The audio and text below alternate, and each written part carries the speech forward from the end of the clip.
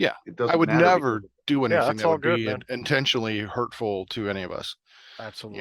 I mean, except for Mark. I mean, I don't give a fuck. We've been friends for so long. Yeah, I try to hurt him. He I try my deserves a best. good, like, swift, like, back punch to the nuts every once in a while.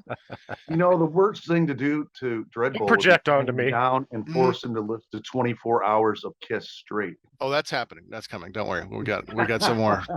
We got some more. Love theme from Kiss. Yeah. We got some slugfests coming up. Oh yeah, you bastard.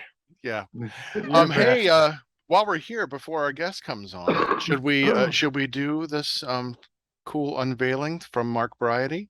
absolutely. Do it I up. got this gifts. I looked at the beautiful packaging. That is beautiful. Yeah, and I haven't opened it yet, but it's All very right. cool. Very cool with the name of the new album. Yeah. So very, very cool. Nice simple black envelope. And we have our comic book coming, which is nice. Okay, let's see what it is. Oh, maybe this is the comic book. Oh, is it? Oh, nope. Like Oh, it's a it's a cover of the comic book. Okay, it's the cover, and it opens up. Oh, Did it just make it noise? just talked. It talked. Really? Oh, Did you hear that? No. Yeah, let me try it again. do it Listen. again. Okay. Welcome to the hallowed. Nice. Welcome to the my hallowed. God, Yeah, I that's heard that. Great. That's very cool, and it gives an overview. Oh, it's still talking. Oh, is it like narrating that whole thing there? That whole passage in the book? I think so. However, Oh, that's too damn cool. Wow. That's So it talks, awesome. and he's gonna be. That's awesome. That is Wow. so very cool. So hey, Mark. Thanks so much, Thank man. you. We are all very excited about Thank the new Jag you. Panzer album. And Mark Bryty's coming on the show, kids. In a few weeks, he'll be here Yep. to talk about the new album, The Hallowed, and a new Jag Panzer tour. So Nice. thank you. nice. That is way, way fucking cool. Oh my God. How awesome. Is Nice. that? That's badass, man. Yeah, and I showed Dreadbull I got a digital copy of the comic book. And our ad it takes a full page of that comic book, the ad I sent to Mark for them. So our logo. Yeah, I know, right? It's crazy. There's only a few ads in the book, and we're one of them. Yeah. It's like there's another podcast in there. Mhm. And then there's us. I'm like, wow. Hey, how's it going, Daniel? Hey. Hello. Daniel. How you all doing? Doing really well, man. About yourself? Fantastic. All good, all good. Just the usual joys of a weekend, Yeah.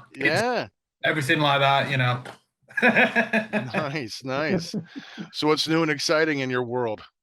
Not a lot at the moment, really. We're just I'm back in the studio, which is cool. That's the happy place. Yeah, nice. Which is good. Is this a new Promethium album that you're working on? The new album, yeah, we just started. So it's like it's really good. It was actually it's weird. You've had 2 years of just like nothing, and then you suddenly get back to your happy place, and you suddenly think, I forgot what this was like. This is brilliant, and it's a bit nervous being back in, sort of thing, because you're like, okay, how do you react around people, and yeah. And am I allowed to get close to you? Can I not get close to you? Sure. Get close to you. And then you're like, wow, and it's just getting back to it again. It's weird, it's cool, but just strange. But getting used to the norm now. Right? Yeah, we're living in some strange times, man. That's for sure. You're telling me. How do we navigate all this? That's we're still trying to figure it out.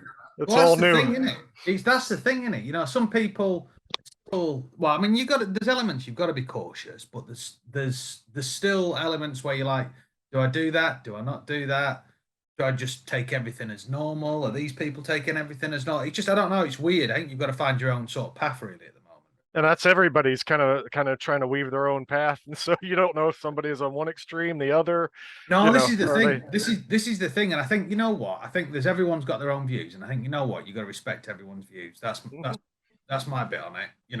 I'm not going to deny. I there was a few times, I'll follow. I was wearing a mask, and then there were certain times you forgot to do it, and then there was people who going, "Why are you wearing it?" And then you right conversations, and You know, and so that was it. I think, to be honest, you just got. I've just learned just to respect everyone's views, and then the people that are mental, they just need shooting. End of story. Yeah, I mean, there was like a business here. I forget what state that was in that was refusing to serve people that wore a mask. Like they were so anti-mask, Joking. they would not even allow customers into their restaurant if they had a mask on. I think it was in Texas or something, maybe. Yeah, It was that some sounds really about right. extreme. So yeah, you just got so many extremes out there. Yeah, that was the one. That was the one thing that I noticed because, like, just before everything happened, where the world like went on pause, like Yeah. I had one of my friends she went to live in Canada, and she was totally anti-mask, anti all this sort of thing. And obviously in Canada, she'd gone over. Got a business she was going to do with her mum and everything like that. And they've been really like real lives over there seems to have been totally different. And she's not used to that sort of thing. So she sort of really sort of struggled with that. And you were sort of watching, to be honest, that was one of the highlights to the 2 years of lockdown where you were just saying, what's her update today? What's Canada saying? Yeah. And then Yeah. that's it. But I did the one thing, it's funny you say that about Texas, right? Because the one thing that I noticed was I'm massively into like Fast and Loud. And I've watched that show for ages. And there's another one that I watched with Dennis Collins as well. And was watching those, and it seemed over there like as though it was just business as normal with a lot of people, where it was like, all right, you're not avoiding people as much as what we're doing over here, sort of thing. And oh my God, you're shaking someone's hand. Yeah. Should you be doing that? Should you not be doing that? Sort of thing. The elbow bump. Yeah, that was it. You got used to that, didn't you? Right, exactly. So put the mask on my elbow, safe elbow. Yeah, watch the elbow. Yeah, it's like I work with the paper towel dispenser. I use my elbow to get. Yeah, right. I know that's the thing, isn't it? Yeah, everybody's opening doors with their elbow, and all kinds of stuff. Going through COVID, I was, had my immunizations. I was boosted. I still got it. Dread had it, unfortunately, as well. And I'll tell you what, it gives you different perspective when you go through it. Well, that's the thing. I was really weird, right? Because I had the busiest year with the band ever. Like everything was planned, and it was like, oh my God, this is unbelievable. And then like when everything happened, and it was like happening at my work, and there's all these comments like, this has happened and this is that, and you're like there going, yeah, well, all right, whatever. Just thinking, I've got those gigs in April, the studios, then that new album's coming out. Then I've ordered that. Amazon's ready. And then all of a sudden it's like, what's happened? What? Yeah. What do you mean? And then all of a sudden, I'm sat in my box room here, working from home, looking outside, going, oh my God, there's a person. There's a person. And I live right. My shop, like where, I go get beer and fags from. It's like literally 2 minutes away. It used to take me on average to walk there probably about. I'd say half an hour, because you saw someone, you crossed the road. Literally, my wife, she called me and she went, I've just watched you cross the road 12 times. I was like, well, there was a person. And then there was, I kid you not, right, on probably about day 3, there was a runner coming towards me, sweating. I was like, what do I do? I was like, do I have to kill him or something like that? I'm not joking. Yeah. You've never seen look of fear. I was there going, I've got to kill her. She's sweating. It's me or her. Right. That was it. I was ready. I was like, I looked down, and because the garbage was coming that day, I literally was like thinking, you know what? If I grab the actual recycling box, I could probably whack her with that. And I'm like there thinking, doesn't matter if I get COVID off the box. It's just this runner's coming towards me. And that was it. And then, but it was true. You do that, so it was like an hour to the shop. You got excited if you found some chicken that you didn't need, but you came back, you washed everything, you washed your hands, you changed, you were putting bleach on, and then you're right, okay, that's 4 hours out of my day gone. Right. Yeah, I remember early on it was like, is it safe to go get the mail? I know. Well, is it still on the letters in the mailbox? That was the thing, because like the thing that we found was like, as soon as it hit, we have good merch sales online anyway, but our merch sales were just like this. And then you start going to the post office. You're thinking, if I'm ever going to die, it's going to the post office. Yeah.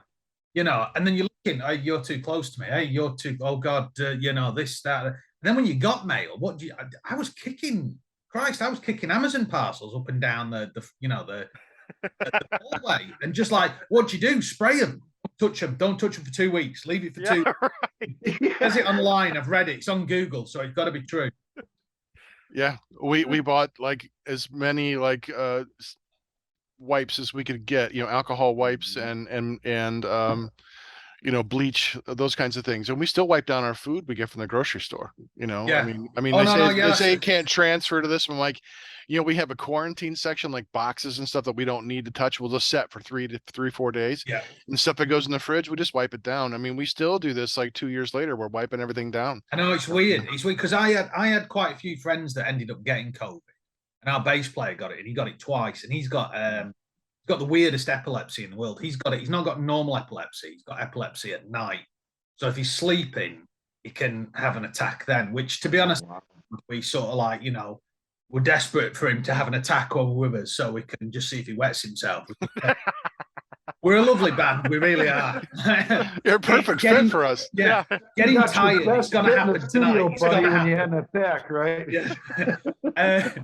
And he got it. And he got it twice. And he works in like a call center. And the call center, the first thing they did was like, you know what? Yeah, you're still coming in. They had a one-way system. You went to the toilet, someone was in there, you had to go. Right. He literally one day wanted a shit and took like 8 laps around the office. Go. Right.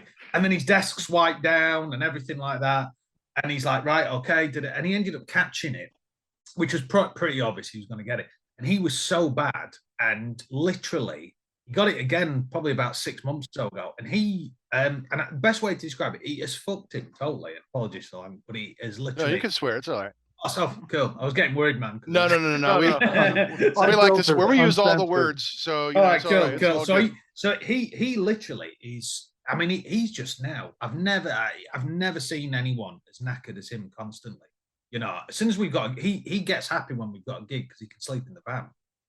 As soon as we're on the way to the gig, he's asleep. As soon as we finish the gig, he's asleep. He's round here, come brings his kid. He's asleep, and it's just knackered him totally. And you can see him just the littlest things. Even the studio the other week, he's like, "Gonna have to sit down just to record this." You're like, "You're fucking younger than me, man." Yeah. And he's watched him do it, and the same with other friends, who were anti-COVID, then got it, and you watched it change their persona, sort of thing, totally. Oh yeah, that long haul stuff stays with you for a long time. But yeah, at least now, like if he's sleeping so much, you can just make sure to put a rubber sheet under him. So if he does piss himself when he's sleeping, your gear won't be ruined. That's the thing. We're a lovely band. We really. Oh, that's good. Well, listen, we're gonna wow. do our intro. We're gonna get going because we got a lot of questions for you, and we're having a great time. So we're gonna do our great intro, and we're gonna hear all kinds of good stories. We got a lot for you, Daniel. Yeah. So all right, let's do it. Hey, this is Jeremy Wagner of Broken Hope, and you're listening to Heavy Metal Horror. Check it out.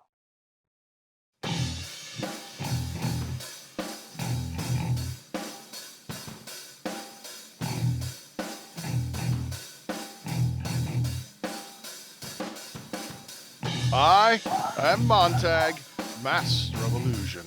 What goes up must come down, but not always. Hey, this is Chop Top. Keep it heavy. And Dreadbull. And you are watching and listening to Heavy Metal Horror. Oh, kitties. He's got it. He's already got it.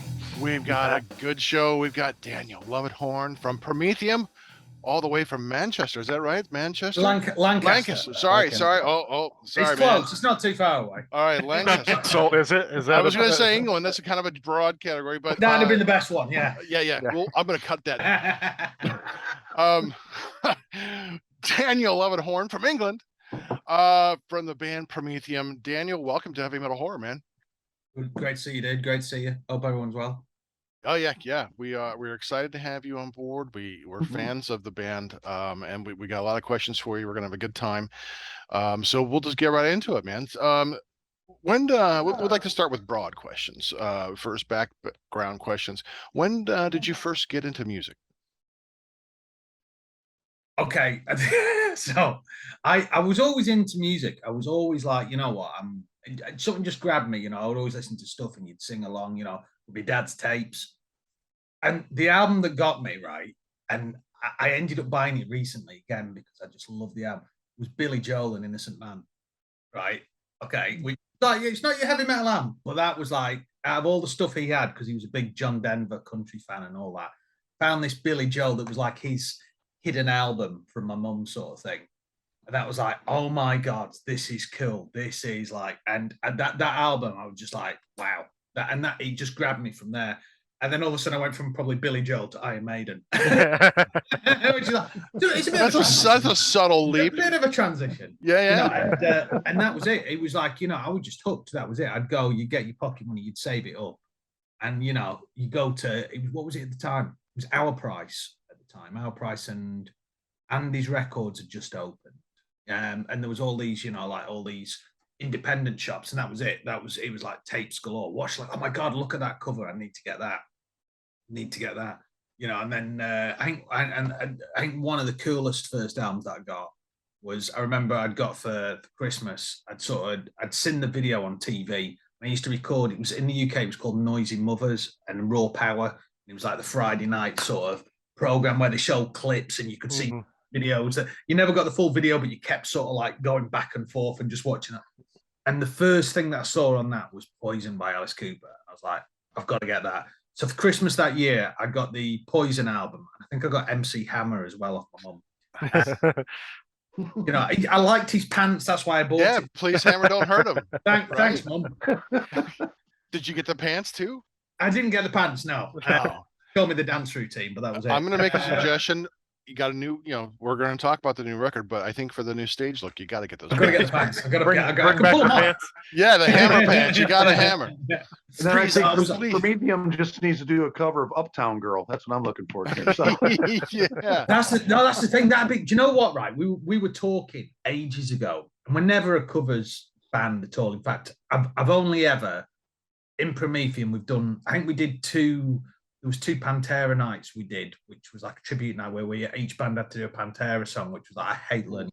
And I think we did This Love or something like that. And that was the only time that I'd ever done something. But the amount of times I kept thinking, you know what? It'd be cool to do like a cover song and do it like the metal. And Uptown Girl was like one that I was like, you know, that'd be like, oh, we could do an MC Hammer one, you know. So I don't, but I always remember Uptown Girl was the one that was like, that'd be so cool. Can you imagine growling that? Probably, to be honest, in this day and age, it'd probably be seen as not a PC song to do because you've called it Uptown Girl. It'd be like Uptown Then and They, wouldn't it, or whatever, you know? Yeah, unless you're doing a song called, you know, WAP, W-A-P. Yeah. That's all right. The musicianship there. Yeah. Please, Daniel, don't hurt him. Yeah. So no, that was it. So I sort of went from there to obviously everything that you could sort of buy on tape wise, from Maiden to Alice Cooper. I'm trying to think of, and then you've got to go for your Guns N' Roses phase that, you know, you go, you know, they have one great album. They really do. Well, maybe 2. You could combine. We could combine the Use Your Illusion into one really good album. I'll give you that. You know, no, I'll agree the same. I think it's one of them, you know, like you sort of remember. I remember, like, you know, everyone was when there was the solo albums coming out, like people, you know, Duff had his out first, which was a crap album. There was one good song, and he didn't even sing the good song on it. It was Lenny Kravitz.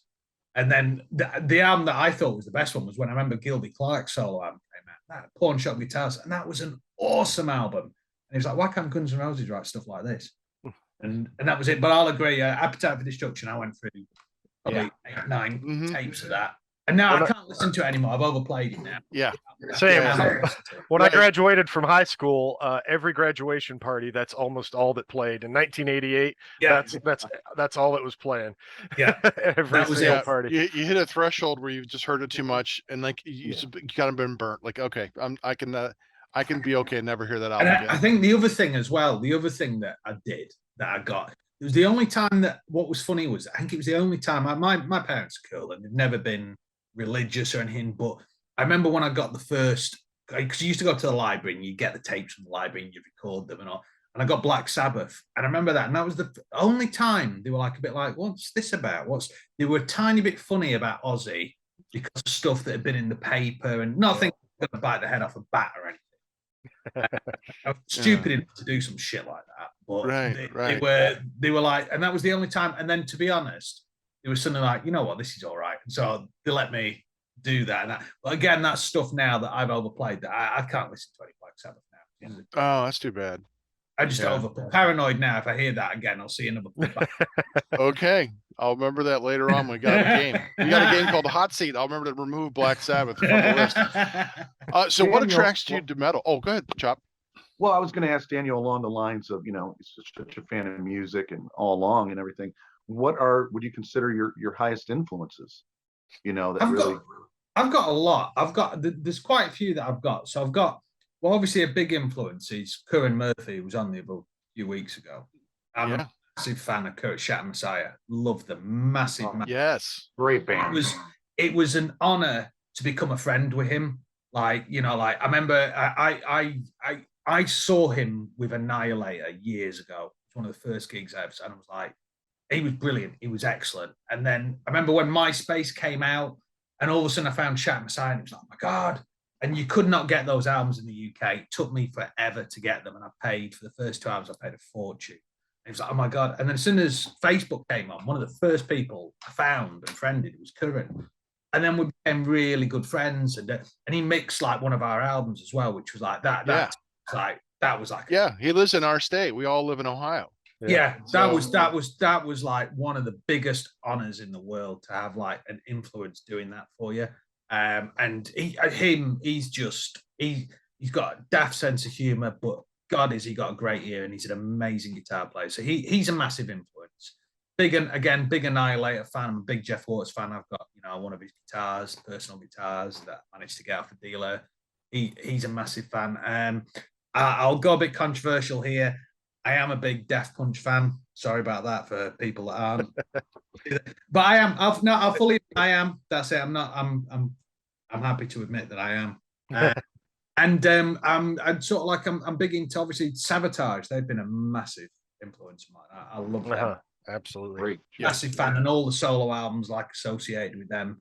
They were like a band that, to be honest, in the UK, if you ever find a Sabotage fan, it's like, oh my God, you're into Sabotage. Have you got this? Have you got that? It's like that. It's like one of those scenes when you see someone out, and you see them in a metal t-shirt. You're like, yeah, hey, wow. And you start talking to them. You're like, oh my God, you've got that to you. You into them? Yes, cool. And it's like that when you find a Sabotage fan, you're like, oh my God, what have you got? I've got this. Wow. I've got, you know what I mean? And it's like, my sort of like main ones that I'm into. And then as well, I'll admit I'm a big 80s fan, massive 80s fan. So I've always been into like Dokken and Winger. I do my heavy stuff. I love my Slayer. I love all that, but I've got my like little like, you know what? When people aren't, Sure. I'll pull my Winger out. I'll fully admit it. Right, there's no shame here. I'm not afraid to admit it. I'm not afraid to admit That's it. right. That's it. Right. So we're well-rounded. I mean, we don't Right. having a steady diet of one thing for too long. It just, it's no, not exactly. enough. That's it. I'll fully admit. I still hate Beavis and Butthead for destroying Winger, but we'll leave it there. they did put a hurting on Winger, didn't they? They did. I remember that episode as well, thinking, and that was at the point, who's Winger? They actually made me discover Winger, but also ending Winger. Well, Reb Beach is an amazing guitar player. So I don't care what he's done. No. He's No, we fantastic. just saw him. We just saw him for my birthday a couple of years ago. My wife had got me Aussie tickets, and that kept getting cancelled. And she said, "What do you want to do?" I said, "Well, let's get rid of them. Let's go to something else." And all of a sudden, Whitesnake came up, and it was the final turn. I was like, "You've never seen them." I've seen them a few times. I went, we've got to see him because it was like on her bucket list. Let's go. And we saw Reb at that, and it was great. It was. I mean, David was doing his best, but it was more like a pub sing along gig. But seeing Reb on the big stage was like, wow, that's great. Yeah. Watching him doing those songs justice, and it was like, yeah, that's cool. That's cool. Yeah, he's fantastic. No, to be honest, you paid like £100 for you to sing all the bloody songs all night. Well, you'd mentioned, got a new album to work. So let's talk a little bit about your creativity. Can you talk about your creative process when working on new music and lyrics? Yeah, so it's been a weird one. So this last year, so we got so just before we'd sort of done like the full album cycle with like the Faces of War album that, you know, we've been doing that for a couple of years, and we wanted to start writing. Then we'd done an acoustic album, and then we had everything planned for. It was the 10-year anniversary of our first album. The idea was we were gonna, because I got the rights back to the album, we were gonna re-release it, remix, remaster, put some bonus stuff on it. Because when we released it originally, the labels they said, listen, you record it, it's fine, but we want to master it. And they destroyed the album with the master. Totally took all the drums away. You couldn't hear anything. It sounded nothing like what I'd done, which upset me. And I was like, you know what? We're eventually going to do it. So well, it was great, but it was always that like niggling sort of thing. So for like 5 years, I've remixed this album with our engineer, and we've probably done about 20, 30 versions of it. And then so let's take a break and let's just go back. And what's weird is in the last 10 years, technology's come on so much where you're like, you know, like you can do so much more now than what you could do in like 2010 on recording processes. And it was so, and you know what, we said, let's just wait. And he said, let's start now. We've got a fresh head, let's do it. And we started to do that and started to re-record 3 songs for the album with the lineup that we had at the time. And then COVID hit, and we'd only partially done it. And it was like, right, what do we do? And so we had to delay it by a year. And we were we'd done drums, but we couldn't do guitars and vocals till a year later. And it was like, ugh. And then we got everything, did re-release that. It was really good, and it's done well, it's done great. And then we were like, right, okay, let's start getting together for this new album and the writing. And literally, I think it was beginning of March, because I think lockdown sort of started end of March, beginning of April. And I'd come up with all these ideas. I'd spent months writing it, and I was like, right, I've done everything. This is what I want to do. And I brought our guitar player down. I was like, right, I've got all these ideas. Here we go. What do you think? And he was like, right, I'm going to be honest, it's shit. No, no.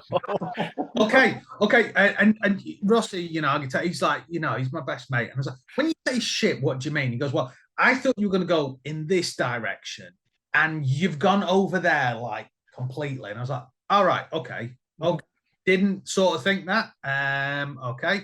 And then COVID happened, and it's literally lockdown. And to be honest, at that point, I was like, you know what?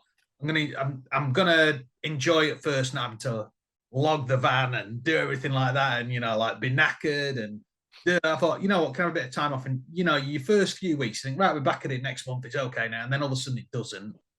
And then you start to miss stuff. And I have to admit, I thought, I'm not going to miss rehearsals. You know, a month off rehearsals is going to be fine. And then you suddenly start to miss it. You suddenly start to think, I'll never ever take advantage of rehearsal again, and think, you know, why, or be annoyed at having to do one, or even have to, you know, like with gigs where you go, oh, I've still got that load in to do and the load out, and then empty the back. I'll never take any of those.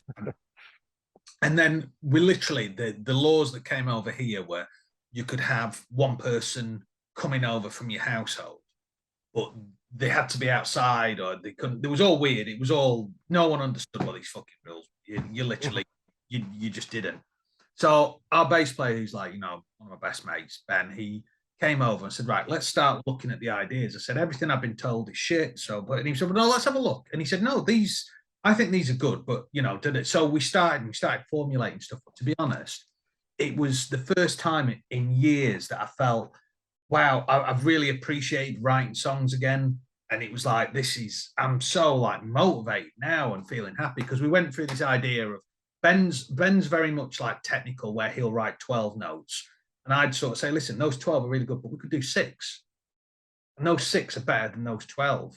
Whereas, and then sometimes he'd take something basic of mine and say, listen, we could just add a bit more onto that to not have it as basic, and there could be a bit more of a hook there. Right, okay, so we both took each other out of our, out of our comfort zones for writing. It was like, this is really cool. And the thing what we do is we're writing songs. We've always done this in the band. We come up with titles, which usually, occasionally will stick, but sometimes are just daft titles. Like, you know, we had a song that was off, you know, the Face of War album, that was the Slayer song. And it didn't end up being called that, but people on the set list, it'd have the actual title and then in brackets the Slayer song, because we all knew the Slayer song, but couldn't remember which song it was off the bloody album. You'd have double things going, right, okay, and people say, what song's that? That's the Slayer, it's the Mastodon one. All right, got you, yeah, okay, cool. And so we were doing that, so we started coming up with ideas and doing this, and then we usually afterwards look at the titles, like topics then. We were like, the one thing we didn't want to do, because what we'd done with Faces of War, we'd done a whole concept album. that was at the point where I'd stopped drinking because I came up with the idea when I was pissed one night, and that was the thing. It was like, oh, let's do a concept album, man. I'm war. Yeah, let's fucking do it. And then whose fucking idea was that? Was yours? Serious? You were pissed? Really? Oh, okay. Because that's when you have to go back to school and you have to start then researching shit, going through stuff. Anything you need to know more, I could tell you from our research. That was it. It was just like, Jesus. So we always have a war song on the album, but we just didn't want to do that again. So we said, right, let's do this. So we'd written all the stuff. We then had a bit of a lineup change because the drummer was doing some stuff with an overseas group. We'd got the singer. There'd been a couple of personal issues. So we're like, you know what? Let's just look at this as a bit of a fresh start. We're doing this. And then we had a couple of gigs. So we sort of had to put everything on the back burner, get a set ready, go out. And they were big gigs. So we had quite a few big gigs to sort of do and get that. And then we sort of came back to the writing. And then we were like, right, okay, let's do this. And then all of a sudden there was a lockdown again. And he was like, right, so that's now delayed the recording, this, da, da, da. So we took a bit of time off. So we've had like just over 2 years on writing on this, which has been really good. Been annoying, but like all now, and we've tested a couple of the songs live. We've done a song called Priest that's been really cool. It's like all about sort of like exorcism and everything. And it's quite good because the singer that we've got this new guy called James who he works with me. He's an accountant, brilliant guy, but he's never been in a metal band. He does acoustic gigs at the weekend. He sort of like sings to back. He does your Sweet Child of Mine. He's that annoying git in the pubs that you book in. Clowns never left before. Right. He's got the Les Paul and all that crooning the ladies, solo. Playing some John Mayer shit. Yeah, that's him. Mayer, John Mayer. That's him. And he actually said, I said, listen, he's always asking, saying, how's the band? And I said, well, we're going to be looking for a new singer. And he was just like, it's me. I'm like, man, it's not you. He's like, no, it's me. Trust me. And he came down and I said, listen, rather than come down for rehearsal, I want to take you to the studio. I want to try you a couple of songs in the studio. And I want to see how you can do. And then I'll bring you to rehearsal. He came down and just nailed it so much that I was like, fucking hell, should we just re-release that album that we just re-released? We'll call it the 12th anniversary edition with bonus extra free songs with the new singer. And he came and he's been great, but he was just like, listen, and it was weird because he's had to transition. And all of a sudden he does a gig. First gig he did was like a festival gig. He was great, but it was like he was trying to get used to not having a guitar. So he's like, I need something to give you a mic stand. So we got him a mic stand, and he was like, all of a sudden now I'm here, I'm there, feel me, I'm power, and he's got into it. But it's really good because he brings his other influences, and he's a phenomenal musician. But I've always worked with some great songwriters, people who are really cool, do stuff unique ways. He just comes in with right, what do you want to do this song about? Want to do about this? Right, cool, no problems. Without even asking, he'll research it, he'll find out, he'll do it. He'll come with his idea. Priest was his idea. He just we called it Priest because one of the lads had said, "Hey, it sounds a bit like Judas Priest." Fucking doesn't. It sounded nothing like Judas Priest. But so we called it. He was on our board. I know it said Priest. So he was like, "Right, I'll write the song called Priest." He didn't realize that we're taking the piss with names. So I hope. Good thing he didn't write that. Taking a piss. He'd be like, well, I hope sweet to God, relief. Oh. I know, because one of the songs was called Da Da Da, so I'm fucking hoping to God that he doesn't write a song about cereal or something.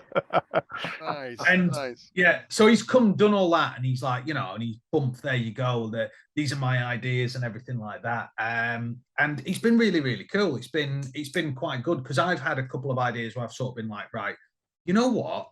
Let's do this. Let's do that. And we did this. I had this thing after, like, and I know we keep going about COVID, but after COVID, like the gyms were back open and my lad wanted to go to the gym, and I've not been for 2 years. And my problem is I try, I'm the sort of, and I never had this. I'm the fucking cool dad. I'm the guy with the guitar collection, with the long hair, where's the jackets, as opposed to the other parents' kids, So the kids come around here, and I'm sort of like, I'm not the fucking cool dad whatsoever, but they think I am. It's fucking ace. So I proper take advantage of it. But the problem is, he looks up to me, which obviously you kids do. But he's like, well, sometimes. So he's like, will you take me to the gym? And I was like, yeah, of course I'll take you to the gym. Now, what I forgot is I've had 2 years off, right? I've done a bit at home, not a lot. Can I lift anything? Can I fuck? Right. So, you're going back there and you're like, right, this is the bench press. Let me show you. You're like, Jesus, I'm going. And you've got that look on your face, and everyone's got the gym looks. I've got this look going, I've got a constipated shit here. You're only doing one, Dad. Yeah, that's all you need to do. Just one. And then you take an hour off and just walk around and make noises, mate. So I left, right? So I left the gym. There is a story here. You like? I leave the gym. We love stories. Yeah, and I'm like, I'm in fucking pain. And I get home, and the wife knows, and my wife is my queen, and she knows me inside out, and she just look at me going, I'm like, yeah, okay, I'm just gonna sit down. And then of course he's like, Dad, are we going tomorrow? Yeah, we can go tomorrow.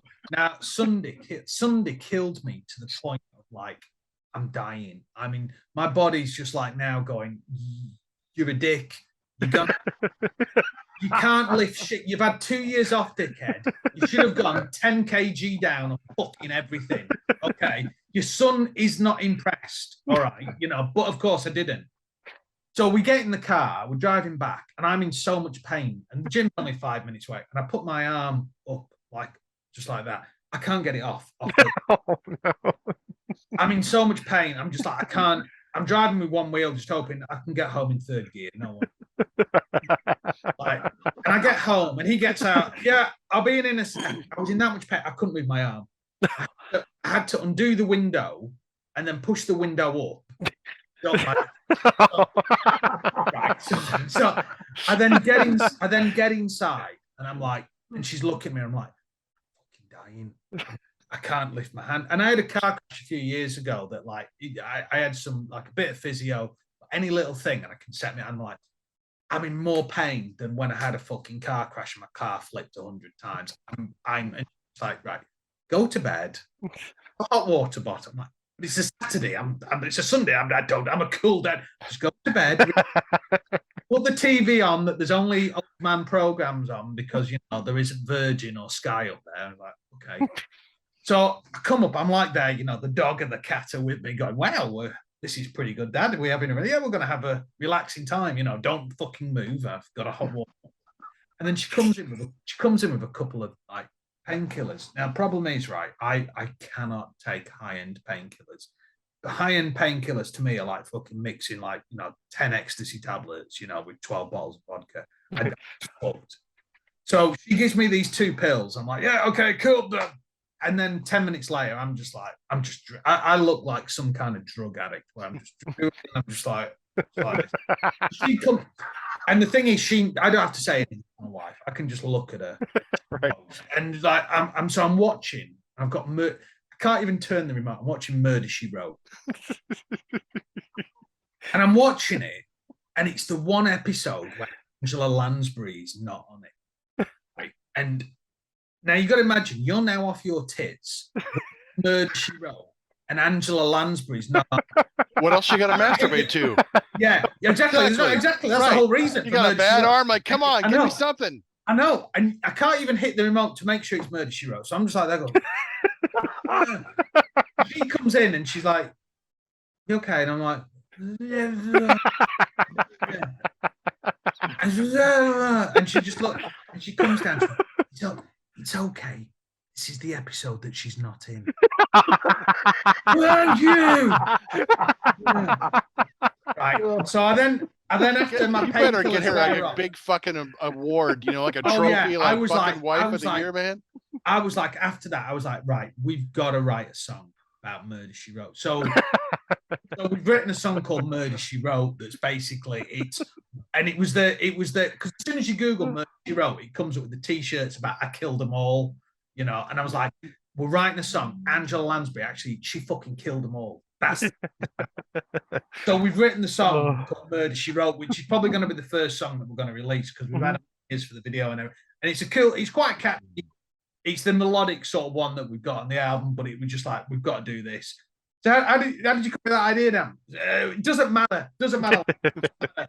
This is just my, doesn't matter. We won't get into Dan and can't take painkillers. So that's what we've gone with. So yeah, so to be honest, all these songs that we've got, they're all about, like I said, experiences, things that we've done. We have got one that was a bit weird where we were lost for one, and it was one of the final ones that we've just written for the album. And one of the guys, and I can't say which member, but he comes in, he goes, I've got an idea for this song. I want to call it Knives Out. I'm like, right? What's this? All right. I was like, well, I said, started seeing this woman. I'm like, okay, all right, okay, yeah, well done. We thought you were gay, but well done. This is and I was like, so what's it about? And he goes, she likes knife play. I'm like, the fuck's that? And so he starts explaining it to me. And I'm the married man with kids now. Well, that's just bloody wrong, isn't it? I mean, what if your kid's around and he walks in and he sees something like that? Well, that's just stupid and dangerous. I don't want her coming around here. And if she does, I'm getting the plastic forks out. But yes, we will write a song called Knife. It's like the Cannibal Corpse song, "Fuck with a Knife." Yeah, yeah, exactly. So, Just so a family-friendly version. Yeah. so we See, I thought you were talking about the movie Knives Out. I was like, oh, that's going to be great. That's going to be fun. Like, oh, no, knife play. No, it's about this weird fetish. Yeah, no, it's way different than the movie. Wow, that's a new kind of fetish. Yeah, it is. Yeah, wow. So something new there, but we've done the one thing. The final bit I'll say that, but the album that we call it, we're going with the title. It's called "Bleeding the Ghost." Is the album. Oh, nice. Cool. The concept is it's all about, and it's quite an interesting thing, but it's all about, and it started with one thing to do with Dimebag and how after he died, a lot of people were trying to, bleed his ghost by going on about, taking it. I won't say taking advantage of people when they die, but trying to sort of get on that sort of like trip and sort of take advantage of that person that's no longer there and sort of say that, they've done this or they've done that and you did it, and try and sail on the back of their success when it's nothing to actually fucking do you. And it's all about people taking the advantage, and that's the one thing that I've always been funny about when, someone dies and then someone's going, oh my God, no, that's what you didn't fucking know him. Right. Going, why are you being? Because you are just literally bleeding the ghost. That is what you were doing, and we were like, oh, well, that's a good thing. And I thought, yeah, it wasn't my idea. It was our guitar player Ross's idea, and I was like, that is such a cool thing. Don't let the people take advantage of dead. Absolutely. Yeah, that was our. Yeah, again, all lovely, friendly songs. Yeah, I like that. I'm looking forward to. Isn't that what metal's about? Right. Hell yeah. Yeah, I can only imagine the knives song. Yeah, you got to put like a little knife in there, some gimmicks. Yeah. How to. A little souvenir knife for everybody. Like Kiss used to do back in the day with the love gun. You pull a knife out, it says bang. Bang. Yeah. Love knife. Well, let's talk a little bit about touring because you've played with a lot of big bands and you've mentioned that you were at a festival. So, do you prefer playing like smaller, intimate venues or large arenas? Like, from a fan's point of view, being up close to a band is awesome. But what's it from the band's point? I don't know. Do you know what? Some of the best gigs we're not. I'd love to do in the arena shit, but that over here doesn't sort of happen. It really, really doesn't. We played some really good festivals and some really good stuff. But I think, to be honest, the place that I always feel at home is sometimes in your cool rock clubs. I feel sometimes that your problem with your festival gigs is we've got some cool ones coming up next year, and sometimes you've got to look at your festival set that you're putting together, because you can't always just go, right, okay, I've got a new album out next year, so I'm doing the new album, because you've got people who are coming to see you who want to see you because they want to hear some of the older songs, they want that, and then so sometimes you're doing the gigs on your own. It's a different set to what you're doing at the festivals and everything that. But to me, the gigs that I enjoy a lot, we some of the best stuff. We go to, we haven't done it for a couple of years because of COVID. We do Europe here and there, and Belgium's a brilliant place to play, and the venues over there, you sort of go in these venues and seeing people who love and I'd say that the way they embrace the music over there, it's just phenomenal. It's something that's out of this world. They're not the biggest of venues over there, but they're just venues that, there's going to be a band in here. It's going to work sound-wise. We're going to do it. And that's the thing. I think a lot of the time it's about the vibe off the audience and what you're getting, sort of thing. Mm-hmm. Opposed to my God, I'm on my festival stage. I've done this, I've done that. Don't get me wrong. I love the festival. It's great. It's just sometimes it's sort of different. You know what I mean? Mm-hmm. On your thing. And like I said, you've got to think of it because you've got to remember that those people perhaps haven't particularly come to see you, they come to see other people. You know, there's people for you there as well. So you've got to sort of think. So to be honest, you know what? As long as we're playing, a lot of times I don't really give a shit. That's it. You know, that's Yeah. a job to do to go on. And anyone that wasn't a fan afterwards. Do you feel like you get more energy from the crowd in a smaller venue? Yeah, it varies. Sometimes, yeah, it varies. I mean, this last year, to be honest, we did probably about three. We only had probably about 3 festival gigs because, like, obviously COVID was getting going and stuff was catching up, and then some festivals were cancelled and stuff. But they were all really, really cool. To be honest, the coolest one that we probably had was we had one that we were doing that was going to be the one that we were looking forward to the most. It's one in Scotland called Wildfire, and you play in Scotland, which is the people there are fucking great. They just embrace you. They're lovely, lovely people. They're a good laugh. They're passionate about music and happy that you've made the journey there to go and do it. And we had this big gig literally 2 days before Stuart, our drummer, came down with COVID. And I was like, oh, fuck. Right, what do we do? What do we do? So we got a backup guy who, like, you know, was, that he couldn't do the gig. I was like, fuck, what? This is the one gig we don't want to get out of. And our actual, I was like, I don't know what to do. And we phoned up the promoter, who's a good friend of mine. And he was like, you've got an acoustic album? He said, do an acoustic set. I'm like, okay. Well, 2 things. We've not played acoustic in like probably 3-4 years. And it's a fucking rock festival. And I'm going to die. And they're like, It's like just Spinal do it. Tap playing the puppet show, right? You don't want to go into a freeform jazz odyssey exploration. It was like one of those things. Now, the thing that Promethium's always got, we've always got fucking humor. That's the one thing. You know, if we ever need to we can do anything with, you know, the only thing we haven't done is sacrifice a goat on stage, but we've got with people. Not till next year. Yeah, Right. Why they're playing the Knives Knives Out song? Yeah. So we literally the only time we could rehearse was the morning of the gig. And so everyone came around to mine at like 6 a.m. And I was like, right, okay, we'll go to the rehearsal room. Let's do it. We went through this set for an hour before we were going to set off, and it was shit. It was like this. Oh my God. What do we do? And I was like, you're just going to, I don't know, dude. I just hope you got a big dick because you might need to trip off on stage and do just whatever. But humor, because what we've just done now was shit. It was so shit that our bass player had actually said, I don't think I need to play. I was like, dude, if I'm going to fucking Scotland and Glasgow, you're going to fucking be killed with me. And then you're going to have an epileptic fit afterwards and piss. That is the deal. Yeah, put a GIMP mask on them. You make it part of the exactly. stage show. So we drove. Bring out the GIMP. We drove all the way to Scotland, which is about 2.5 hour drive. We're just listening to the acoustic album.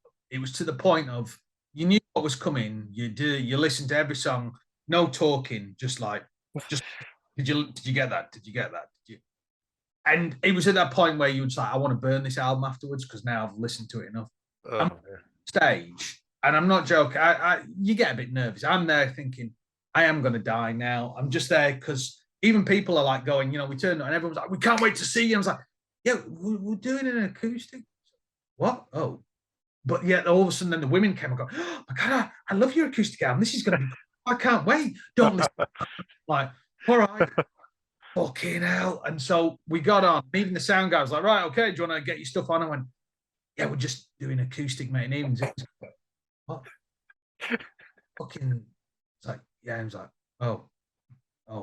How long is this going to take for you to set it up? He said, well, you plugged your guitar in, haven't you? I was like, yeah. He was like, you ready? You're ready. Okay. We can do. And we went on, and I kid you not, we did the first song, and we're like, this is good. We got to the end and finished, and I was like, wow, we've done it. And then all of a sudden there was this cheering, and it was like, what the fuck have we? And all some people were like, you know what, we've had a lot of rock today. This is totally different. We're like, right, cool. Fucking like, and we did this set, and it was, one of the coolest gigs that I've done in forever.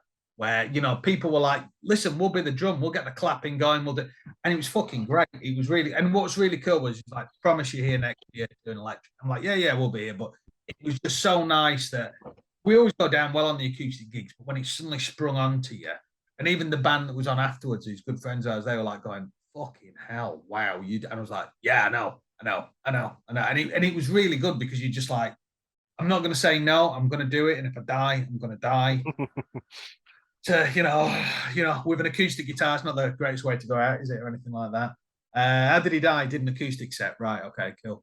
And it was just really great. And it was like, you know what? And I think part of the thing was as well, people have had this 2-year break, and they're just so happy just to see music again. That's the thing about it. You know what I mean? So That's like a great road story / Spinal Tap moment that actually worked Oh, that's out the for thing. you. That's the Spinal Tap shit that we have. And everything that can possibly fucking go wrong goes wrong.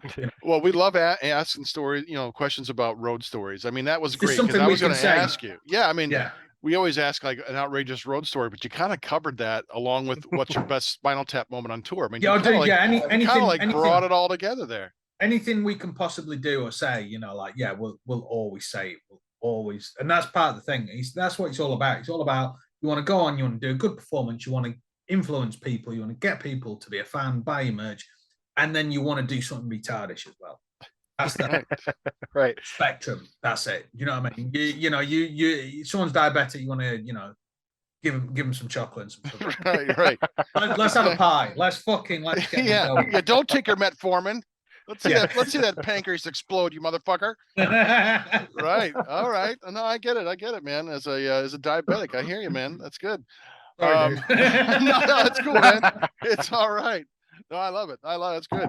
All right, let's talk a little bit about about fame.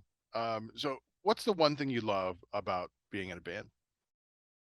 Honestly, right? The thing to me that I love is I love it when someone like just says they're connected with your music, having something like that, and they go on about a song or anything like that, or we had when we did the Faces of War album, the War album.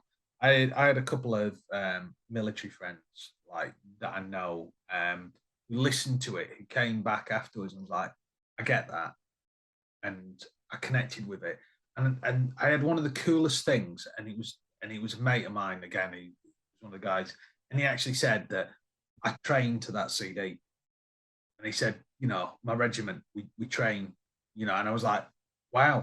I was like, and I've heard people doing that before. And when he said that, I was like, wow, mate, that's really fucking touched me. That's like pretty good. We skipped track 5 because that's shit, but we trained. No probs. That's fine. That's no problem at all. I slept with your sister. I didn't say that to him. I didn't. I skipped it. You could say I skipped that. I skipped your sister. Yeah. But that to me was like one of the coolest things. And then also the other thing that I love is the fact that you can just have a guitar addiction and buy as much shit as you want. That's the funniest thing is that you get, and it's the weirdest thing, right? And I remember George Lynch going on about this in Docker, that they do a gig, and then afterwards, Don and all these women would be going, oh my God, Don, oh, you're so amazing. Where George Lynch would be there with all the guitar nerds going, so what equipment are you using? And I had the same thing where, like afterwards, James was, we did a gig, and it was the funniest gig we did the other week. It was a few months ago. We've done this gig. Great, it was really cool. And James comes off stage, and straight away there's a couple of women talking to him, and then I've got 2 blokes talking to me about my pedal board, and I'm like, all right, cool. I'm married. I accept it. But you still want it. And I'm just there looking at him going, you bastard. Bastard. All right. Yeah. And you know what? You're going to use that excuse for talking to us to why you haven't fucking loaded the van, aren't you? Lead singer. That's a legit excuse, though. Yeah, that's a legit excuse. Yeah, that's it. Oh, sorry, have you loaded? I was just, we know what you were doing. Nice. Who's your bucket list celebrity to meet? Of anybody, it could be music, non-musical. Who's your bucket list celebrity? Like, okay, I got one chance to meet somebody. Who's the bucket list? That'd be a good one. That I think. Do you know what? And it's the one person I never met, but everyone else a lot of my friends have met him, but I never have. It'd probably be Kip Winger, right? Because not because I'd like to say, listen, I think I found one of your Playgirl magazines that my mum had,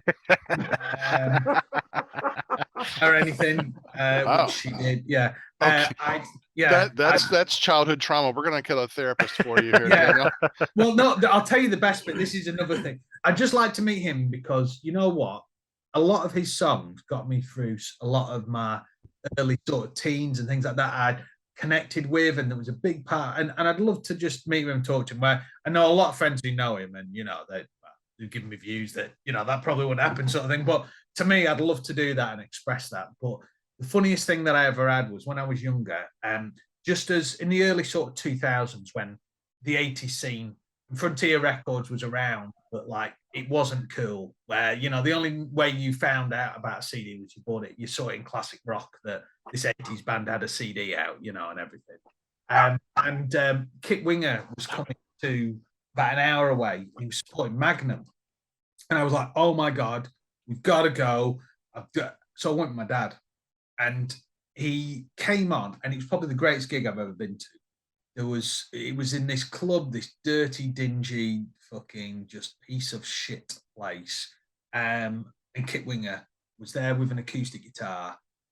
And I've never seen anyone control an audience like what he did with just this acoustic guitar. 12-string guitar, he just totally controlled this audience. If he could have told women to strip off naked and have a gangbang in front of him whilst he's singing Miles Away, and he would have done that.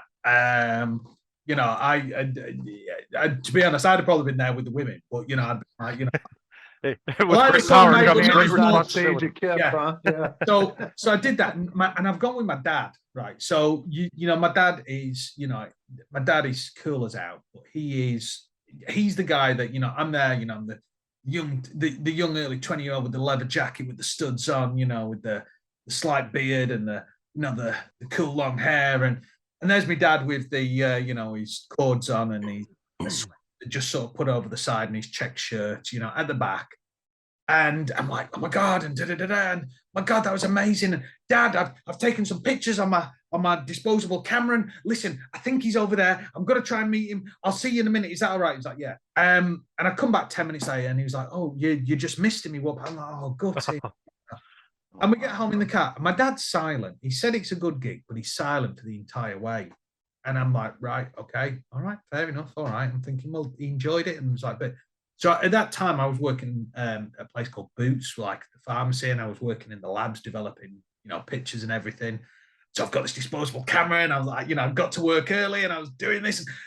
There's Kit Winger, where of course that you're getting the best out of a disposable camera. There's Kit Winger, there's Kit Winger, there's Kit Winger. There's a picture of my dad with Kit Winger with his arm around him. Oh. Another picture of my dad with Kit Winger. That's the best. Fuck. And I pictures off, and I'm like, then the phone goes, and Dan, it's your dad. And at this point, this is the time when I'm like, I'm ready now to just be an orphan. I'm like, there's nothing he can say now that's an away. The phone, and he's just like, I'm sorry. Because he knew I'd gone to work so early, right? He knew, Right. like, right. Is that it? Sorry. Okay. Oh. Phone down. About 20 minutes later, phone goes again. It's your mum. And this is typical. If I didn't have the 20 phone calls from my mum at work, there'd be an issue, Hello. Was there any good pictures of your dad with Kit Winger? Can you blow them up pretty big, like a 8.5 by 11? Okay, yeah, Mum, there is. Well, that'd be nice. We could put it in just on the side. It'd be like quite nice. He said how good it was. Sure he did, Mum. Sure he did. Which is still there,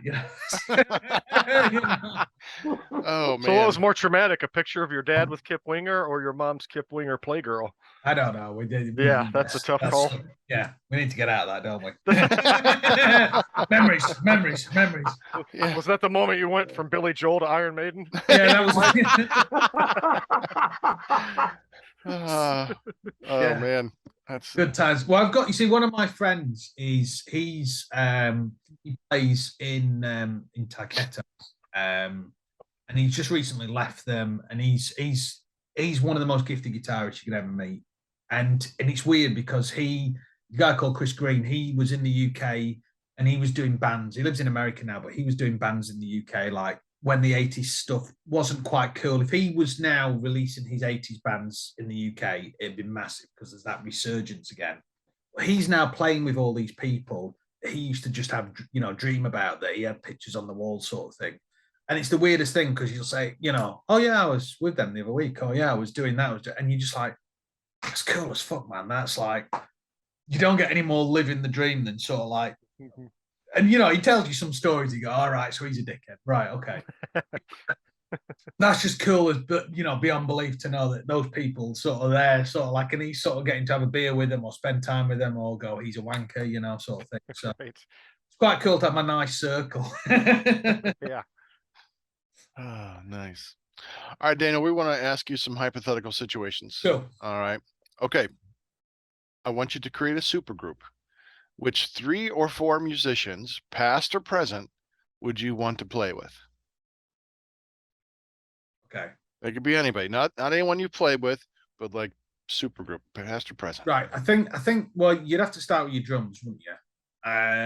They're the most important instrument of the band. Yeah, they are. Now, I don't know. I think, honestly, if you're starting your supergroup and you're starting with the drums, I'd probably go for Mike Mangini. Mm-hmm. Oh, nice. I think that, I've seen him play and be his shittiest, and then I've seen him play and he's amazing. But I think when you actually see him play, and he's actually not over the top and that, and he's done some stuff with Annihilate that to me he's just blown me away where he's done it. It'd either be him or I'd go with Dave Lombardo, because Dave Lombardo, I think he's done some of his best stuff when he's not been in Slayer, which is probably a bit like. Yeah, Grip Inc. was great. He did with the album that he did with Testament, The Gathering. Yeah. Yes. Yes. I could not tell that's him on drums, because when you read it, you go, it's Dave Lombardo, because it's not your normal style that he's doing. And I feel he pushed himself so much with that. Mm-hmm. It was unbelievable. And he did the same with funnily enough, and this is the weirdest thing, he just re-recorded drums on an Annihilator album that Mike Mangini did, which is like, why would you, because they were re-released, why would you do that? Because you've got Mike. And his interpretation was great. And it wasn't his Slayer drumming. It was him being creative and thinking. There was of course, your Slayer. So it'd be one of those two that I'd pick, but I wouldn't pick them for what they're known for. I'd pick them for the fact that they could work out the norm. They got some versatility. Yeah. Yeah, exactly. Exactly. So I'd go with that. Bass player wise, I think, you know what? I think one that'd be cool to do would be Billy Sheehan, because I think he's got a good voice, good stage presence. He can sing, and I think he'd be sort of someone cool to do. I think definitely 110%. You need another guitar player. You could pick anyone and everyone. I would perhaps look at Joe Bonamassa for his massive vintage guitar collection. Mm-hmm. And then off him. Knives out. You left everything to me. That was it. You only met him 10 minutes ago. I know, we're best friends. I think that, or I have to admit, I think I'd probably look at, again, someone like Chris Oliva out at Sabotage. Oh, yeah. He was someone that, you know what, it's not often you see it. And when I played the stuff to people, I played it to my wife, and she was like, sometimes she says, well, go on, give me something different to listen to. And I'm like, listen, right, I'm going to give you some Sabotage. Don't listen to it first. I want you to read the booklet. I want you to understand what this album was, how it happened, why it happened. Okay, I will do. And afterwards, she got why I'd sort of said that. But I think that he's a guitarist now that he never got to show off exactly what he could do. And I think that now he would be able to do that. I think that you had him, and you had, John Oliva, and how those two worked together. I think that it was just amazing. I think, Yeah. You know what? Yeah. You know, the thing about Chris too, he had so sad, you know, because he's one Oh, of my yeah. biggest, and it's distinctive style. Oh, yeah. And like you said, Daniel, where he could have carried it to would have been unbelievable. Oh yeah, yeah, and that's the thing. And you know what's the weirdest thing is that like you listen to people. I mean, I'm a big Chris Caffrey fan. I love Chris Caffrey. He had to learn Chris's parts, and he had to do it. And do I think he did bloody well. And I think it helped improve him as a guitarist. That it's helped him also create his own style. Was he able to do it to perfection? No, because that was something that you couldn't. But you know what? He did a bloody good job. I mean, Chris is irreplaceable. Yeah. Alex Skolnick, you watched him when he did it, and he did all right. And I love Alex. I think it helped his playing. I think if he did it now, it'd be a lot better because he spent his years doing his jazz and everything. Yeah. It's like when Yannick Gers first came into Maiden versus where he's at now. Right. Oh, yeah. I mean, he's a sloppy guitar player. I mean, when we saw him, I saw him when he toured with Bruce on his solo album tour. Yeah. And then when he joined Maiden, I talked to him about it and I asked him, I said, I saw you with Bruce, and how long did you have between like stopping Bruce's tour and joining Maiden? He said 3 days.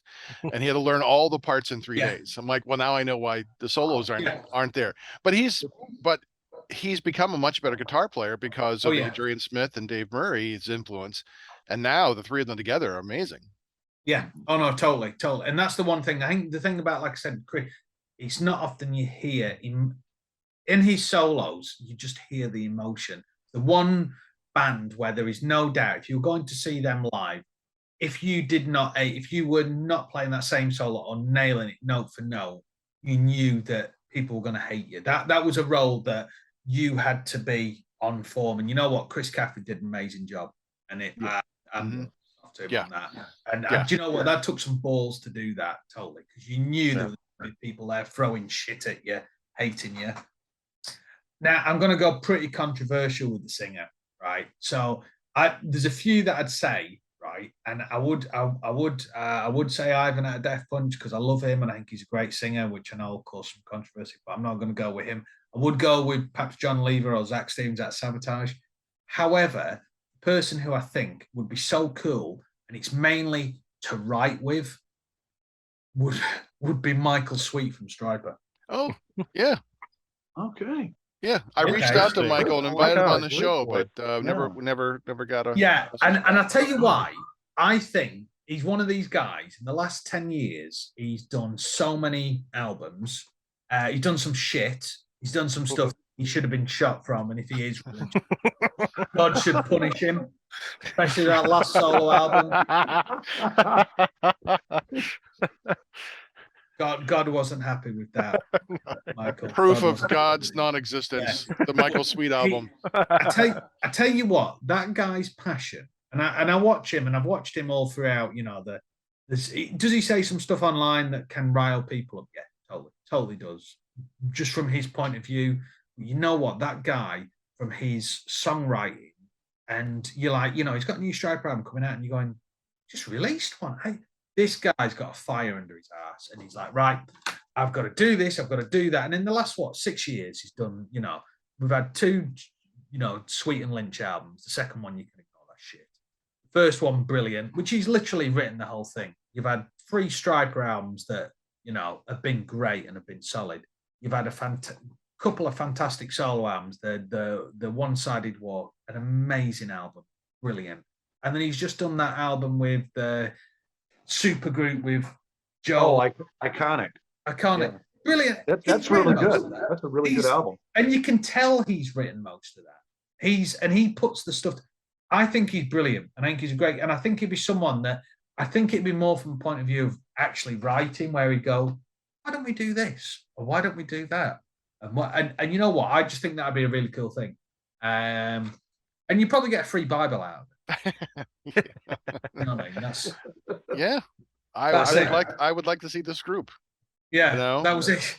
That would be kind of. We'd never be able to record the album due to religious reasons. Or anything like that. Do you know what I mean? You can imagine. You can imagine that. So let me just clarify. So Dave Lombardo and Mike Michael Sweet in the same band. Now you can imagine. Now we're going to start therapy before we do the album. That's, Dave, Who knows where that's Yeah. where creativity could happen, Yeah. though. You know, Yeah, so you can. who knows what alchemy would. Michael Sweet and Dave Lombardo do an Angel of Death on stage. That would be interesting. Oh man. We're gonna I know change it. Sweet We're can gonna hit call those it high notes. Yeah, we're Yeah. gonna call it Angel of Breath. How's that sound? Nice. All right, cool. Oh, That'd be what I'd do. I think that'd be a nice variety. There, sort of thing. nice. Totally different. Like I said, we wouldn't be able to record now due to legal reasons. No, that That one That's, piss that we had before the therapy would be fucking legend. that's fantastic. That's fantastic. So, I have you a know, hypothetical. yeah. bring Oh, it. sorry. No, Yeah, no. you were talking earlier about doing cover songs, covering some, Pantera stuff and whatever. We talked a while back, like Dream Theater is famous for covering entire albums, Yeah. Pick a band. If you could do a whole album and play it in its entirety live with Promethium, who would you Wow. what would you play live? What would you love to do? Wow, that is a good one, isn't it? What? Wow. You know what I'd play live, honestly, but it would be more from a selfish point of view, right? If I was to do it, it'd be a selfish point of view because I think it's such a great underestimated album that I just think we just kill it to play. Because I remember watching the making of video when I was younger. It'd be Megadeth Euthanasia. Oh wow, nice. Oh, I'd love Because that. yeah, people Yeah. that album to me, I think that album. I remember again that was in the days of the video and they made the making of, and I wore that video out. I bought that God knows how many times that video because that was it. I was obsessed. I wanted to know about the studio and I was going to have I was trying to build my first home studio at the time. I wanted to do that. And you know what? I was just like that. That to me, that album when it came out, I loved it. And I bought it. I wore the tape out again. I bought the CD. And I was glad when they re-released it and you could hear the bass a lot more and it was like it's remastered. But to me, that album, it came out, it was at the wrong time. It didn't quite hit the ground as much and be appreciated as it always goes under the radar as an album. And I think it's underrated. Very underrated. underrated. Totally. It's totally underrated. I mean, talk more about the Risk album and how shit that was than how good Euthanasia was. And Euthanasia is a stunning work of art as an art. You've got everything. You've got killer drums. You've got amazing guitar solos, and you've got well-crafted songs. And there's barely a filler on that album. Yeah, very solid overall. I just think it's just a misunderstood album. It's one of them albums that just came out at the wrong time, total wrong time. Metalheads aren't known for their appreciation of a change in direction for a band. No, that's the thing. That's the thing. And do you know what? It's weird is I always love albums that you come across that were forgotten or just came out at the wrong time. It's like the Winger Pull album, an amazing album, just came out at the wrong time, the total and utter wrong time. And if it had come out now, that people have gone, my God, that's a prog masterpiece. That's unbelievable. That's it. And it's just at the wrong time. And it's a bit like, and we talk about like Dream Theater. It was like Train of Thought. Brilliant album. And yet a lot of people slept. And to me, it's one of the best albums. It was really, it was good. Agree. One of them albums that Dream Theater is one of them bands that you got to have with me, you go through phases going, right, I can listen to track 1, 2, 5, but I'm going to miss out that and that and that because they're shit. That album to me just flows. You're just like, you're getting excited because track 4's coming up and you're only on track 1. Track 2 and 3 are. And again, that's an album that's a bit misunderstood. It's appreciated, but not as much. But I love albums like that. I love stuff that, they were just, Wasp have done the same. Wasp have got some killer albums. The radar in the last few years that are brilliant albums. And people, Golgotha's great. They've done a lot of really good albums.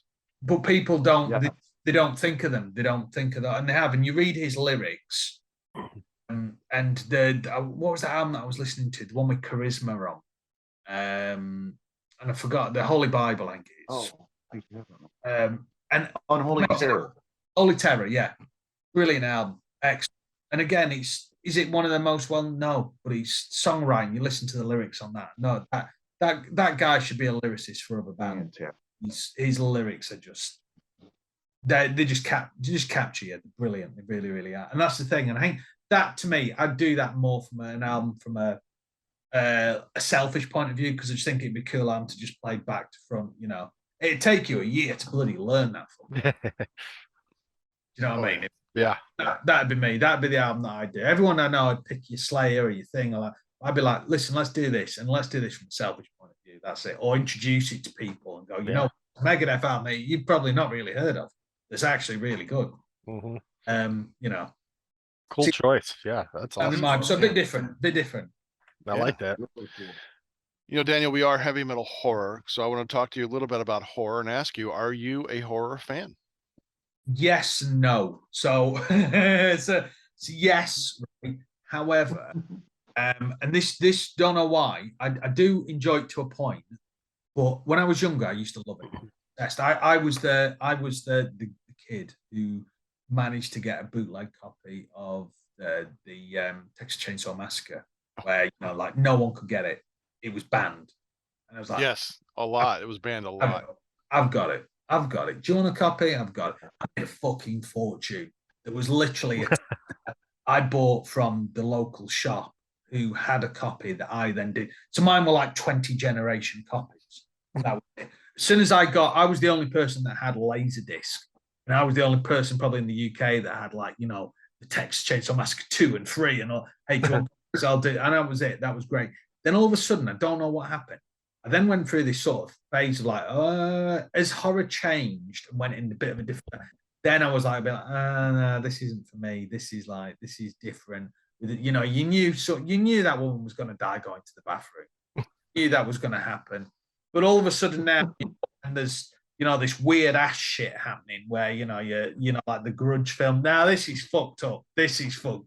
I'd rather like deal with Jason and Michael Myers in a gangbang than this shit where you know your dick's gonna get chopped off rather than be chased by this Grudge woman, you know. So I sort of went. I like that sort of stuff, the more old school than modern stuff that's sometimes a bit sort of freak out. But we had the torture porn stuff's not enjoyable. You know, give me plot, give me something where I can invest in emotionally, because that's what I'm going to be scared in. You know, but torture porn is just it's one note.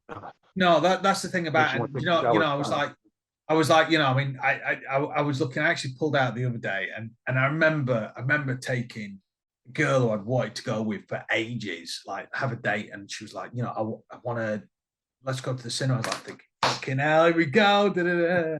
I'm all right because my wife's in there, she can't hear me. I was like, I'm taking this hot woman out for a date, and I took her to see, it was like Jason and Freddie, and she was just like, she didn't want to see that shit in a million years. I was actually just like double excited, going, I'm on a date with this hot woman, and I'm seeing the film that I've been waiting for all my life. This is great. She went. I have no idea, but she did not stay for the entire film. You come in. I was like, am I going? No. I've waited for this film. I don't care. Go. Okay. I should have gone with her probably, but what happened? Was it worth staying for? No, it wasn't. It wasn't. But Freddy versus Jason's a great movie though. It's so much fun. It's just the ending. You know, yeah. You gotta leave it open for more.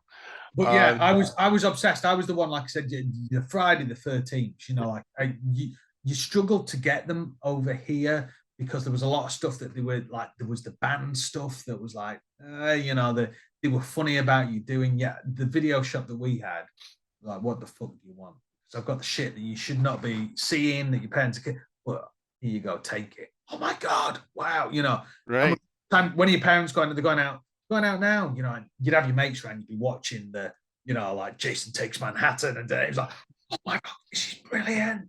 So that was my shit, but the new shit I do find a bit weird. Plus, and this is the weird thing, I have a fear of clowns, right? That's all right. That's a fucked up thing that is, it's not with films, right? It's just in general. Yeah, sometimes the odd time during a film it can happen, and I think what it is, I never used to have it, but I had it because I'd gone to a circus and this as they're there and the clowns are, and it's freaked me out. And it is a proper fear. And it's like it's quite funny because like people I've got mates of mine love to put me in the situation with it, and I'm just like, right, okay, I'm gonna be honest. Someone's gonna get fucking hit in a sec. Someone's gonna get hit, and more than likely the chance. Yeah, my pants are gonna be urinated. So we're gonna come off with a story, but I can watch the clown films. It's weird. It's just in person. Like Killer Clowns from Outer Space. You've got to watch that. Yeah. Okay. I love that. Good. So I can do that. I'm with you with the clowns. I'm not a big fan of them. Although, like the last time I saw a clown in person, other than at the circus, it was like when my niece, and she was young and having a birthday party, and we had some clowns at her party, and there was this one. It was a chick. She was just cute, hot. I could tell she was a hot chick clown. I'm like, okay, that I got to see that rubber nose. Come on, let me see those big feet. Underneath the shoes. But I'm like, yeah, okay. My clown fetish is changing a little bit now. I get it. Oh wow! I had the Oh, boy. good friend of mine who passed away. He was massively into his horrors. He used to get them. He'd get me into it, and we used to have because we had the laser discs. We were able to get a lot of the stuff that was banned before. So we had the guy with the green serum. Reanimator. Reanimator. Yeah. We had the Reanimator ones that people could not get. We had the Maniac cop films that you could not get. Yeah. And it was all these, and like I said, the Texas Chainsaw Massacres, the 2 and the 3, with Dennis Hopper. Chop Top and I both love TCM2. It's one of our favorite movies. Have you ever met any of the cast? Have you met any of the cast? No. Oh, they're so nice. They were great. Went to a convention and met them. Caroline Williams, it was her first convention. It was nice. I met the whole, the cast was there. I've got a signed poster. Everyone signed it and autographed it. That's awesome. Perfect. That film. Yeah. Do you know what's funny is the originals shit me up more than the newer versions because I think they're more realistic. That scene in the second one where driving away from the whatchamacallit, from the radio station. And he's up against that and he's like, Jesus Christ, when he gets out of that with the chain, you're like, holy shit. And to me, that's more scary than the new stuff. It's like, it's more on your seat edge. You're like, oh my God, I like sort of thing. Because, why? Because I feel it's more realistic because you know what? You're not going to be the dumb fucker that's going to go into the middle of nowhere into a fucking farmhouse on your own. Right. That's broken down. Instead, you're going to just walk for 1,000 miles and probably die of dehydration because there's going to be some stupid fucker in that house. You daft. Okay, it's your own fault. It's your own fucking fault. That's it. Yeah, you're just walking in. You're waiting to be turned into beef jerky. It's like Wrong Turn. Right. Great horror film. You stupid bastard. Why the fuck are you going to go into that house? Why? Why is that? The inbred cannibals are there. They're going to eat you. You know what's happening. Just get the fuck out. Don't climb up a tree. They can fly up trees and shit. What are you going to do? Walk back the way you fucking came. You dumb fuckers. You know what I mean? That's it. It's common sense. I'm not going to fucking die if I break down the side of the road because I'm going to go back the way I fucking came. Right. I'm going to go into a field in the middle of nowhere. Yeah, you're asking for it. You're asking for it. Yeah, exactly. You're asking. You're not stupid. You know what I mean? Because I know my look. That'd be it. Yeah, you have to. Yeah. Horror depends on characters acting appropriately stupidly. So no, that's good. That's good. We're gonna ask you some one-offs. These could be about anything. Yeah, cool. Sure. So can you remember the very first album you bought? I think the first album that I actually personally properly bought myself was probably Alice Cooper Poison. That was the first. Oh, that's right. Yeah, you mentioned that. Yeah. Okay. Yeah, that was the first. That was the first tape that I bought, definitely. Nice. Yeah, the first CD that I bought after I got CDs was actually at the time. I think it was Refuse. Yeah, it was Chaos AD. That was the first CD that I bought. And I got that, and I think at the same time as well, I think it was a Christmas thing. I'd asked for that, and I think then my mum also bought me like the Meatloaf Bad Out of Hell too. Nice. Two totally different albums there. Yes. And my dad bought me the Hank Marvin album. Okay, brilliant. Yeah, okay, cool. Thanks, Dad. You just keep. Nice. Who are some of your favorite writers or favorite books? I do a lot of autobiographies. I always like the autobiographies. I like reading about those. But I have gone through the whatchamacallit, the Lee Child phase, and sort of reading the Jack Reacher books. I've been enjoying those quite a bit.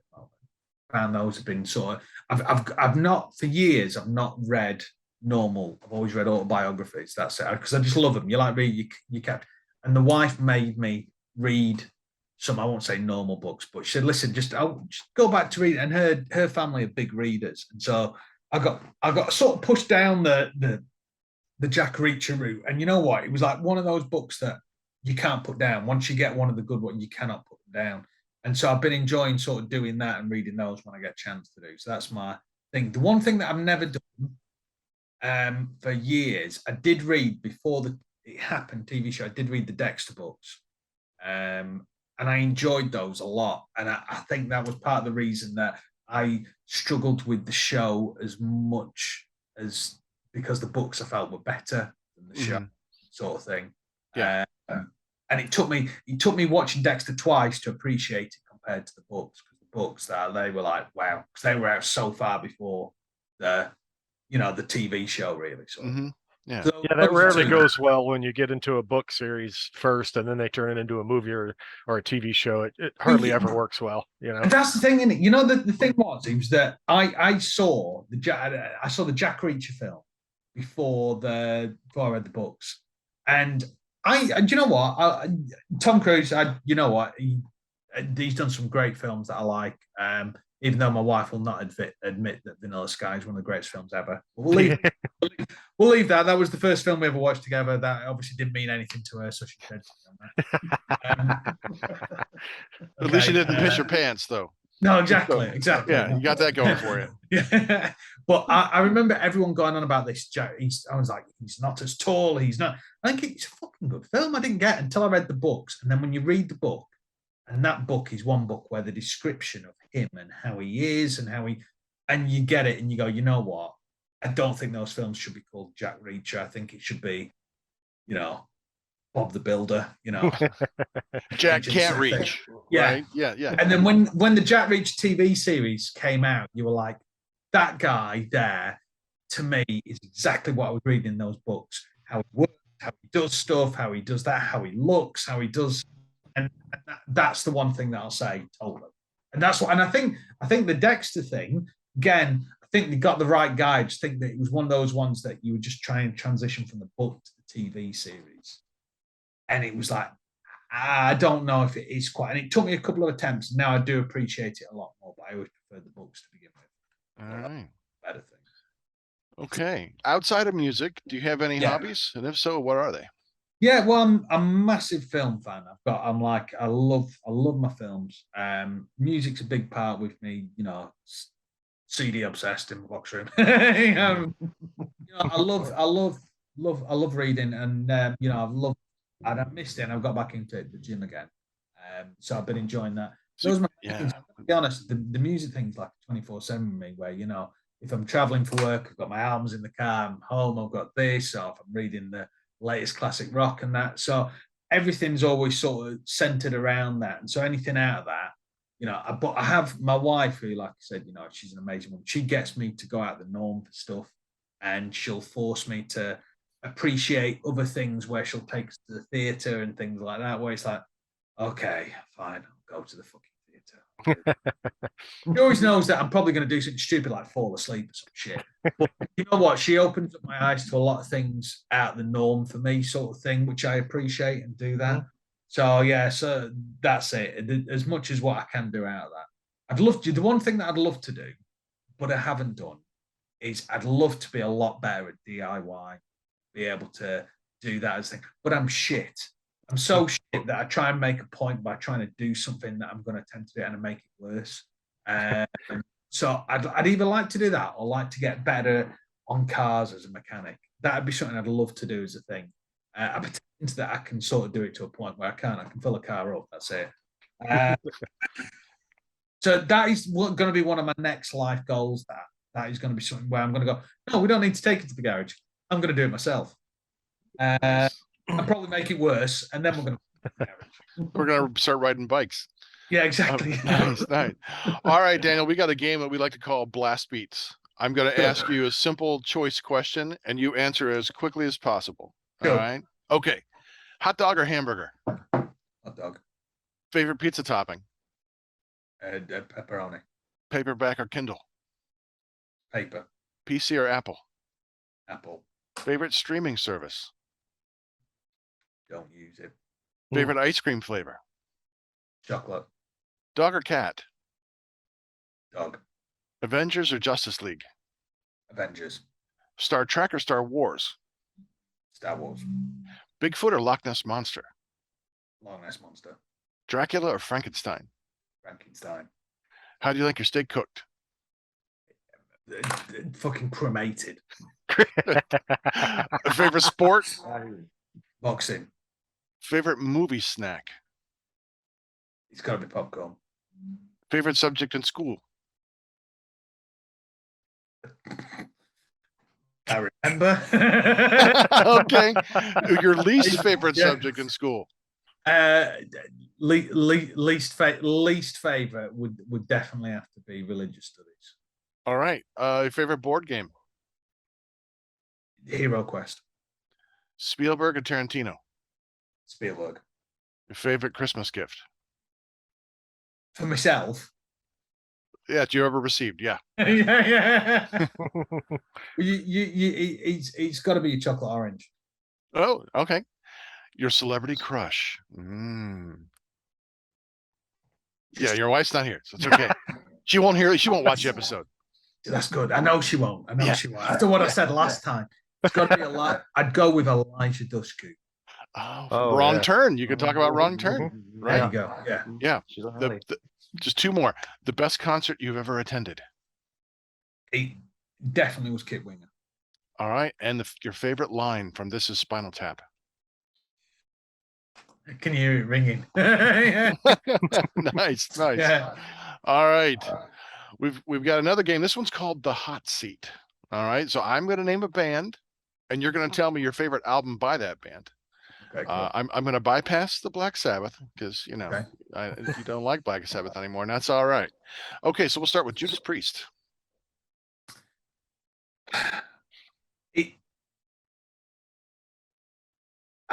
I'm gonna probably be a bit sort of funny here, right? There's part of me likes stuff that isn't Rob. So I do enjoy Demolition, and I do enjoy Juggulator.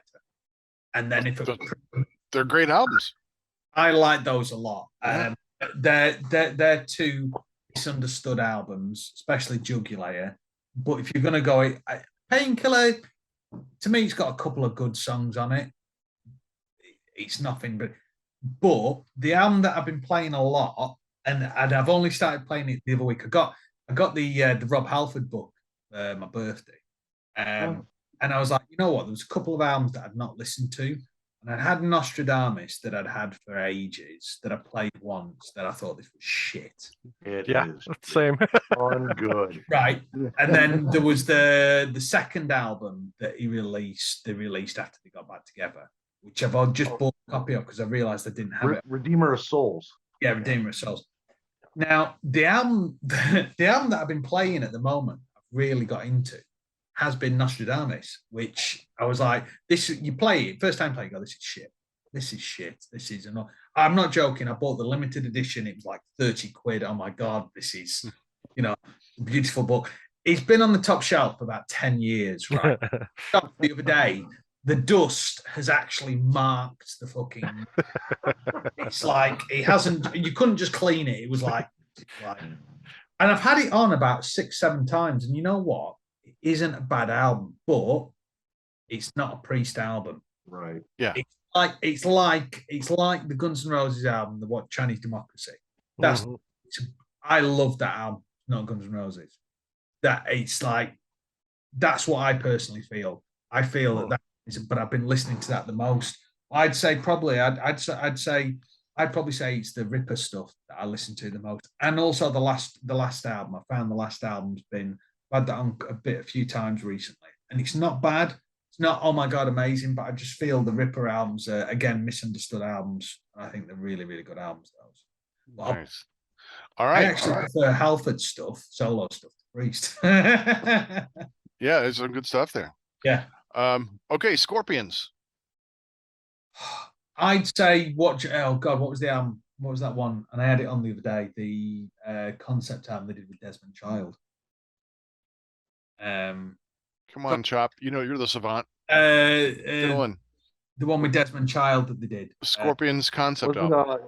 Humanity Hour? Humanity, yeah, Hour 1? Okay. There you go. yeah. Give I it- like that. Give it to the They're savant. laughing. They know me very well. Yeah, I like that album. I think that's a good album. That's one that I've enjoyed playing quite a bit. I find There's it some good stuff on that. Okay. not probably the most popular, but I just enjoyed getting into that album. Definitely. All right. Overkill.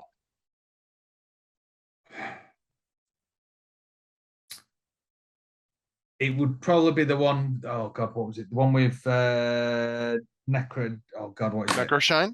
Yeah. That'd be Yeah, Killbox. Third. Is that Yeah. Necroshine? Chop? Shine. Yeah. Yep. All right. Queensryche. Okay, so massive Queensryche fan, massive Queensryche.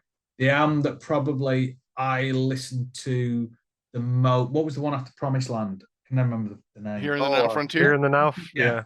You're I in love that. that. Yeah. Love that album. Love it. Love it. Totally album again that came out at the wrong time, but I love it. I think it's a brilliant album. That. All right. Mhm. So the album, the self-titled album, the one that came out, the first one with Todd, that's a brilliant album as well. Love that. Yeah, the last one Yeah. I did. Yeah, it was Yeah, it really is. good. It Yeah. was really, really good. Mhm. Iced Earth. Cool. My babies. He's got to be Dystopia. I think Okay. All right. Nice. Dystopia's a cool album. Yeah, it is. Okay. Motorhead. Motorhead. I like the later stuff. I would probably go with. I like Motorizer. I think Motorizer. is a good album. Any of the last 5 or 6 that what Ryan Cameron Webb was doing, I think the best stuff. I think Motorizer is a good album. That I like Yeah. it. All right. Carcass. Oh God, what was the second one called? Not Heartwork. This No. Insolent. Vince. Yeah, Was it Heartwork? No. Or the one before that? There was Symphonies of Sickness. that No, one. That's the one. Yeah. I like Okay. that. Okay. Yeah. I like that. Not listen to it loads, but that is one that I've still got that I like in my collection. Okay. Dio. I'll be a bit controversial. I like oh God, watch Sacred Heart a lot. Okay. I like that, but I like it. Good album. Oh, an album. Metal Church. Not the last one, the one that they got back with My Cow. Oh boy. Boy. Stumping us with shots. Come Yeah, on. Come on, Stumping the whole Savant. Come panel. on, Chop. Stump Yeah, the whole stump panel. the chumps. I forgot what it's called. I'm looking at it. I know it's on my shelf. I know which shelf it's on. I can't think. It's not the last. It's the first one that they did with the comeback, which was like, I don't know. Was it? Oh, yeah, yeah. I can't remember what it's called now, but that one, the first one back with My Cow. I think that's. Yep. Yeah, I got Okay. it. but I All just right. can't remember. Yeah. All right. The Beatles.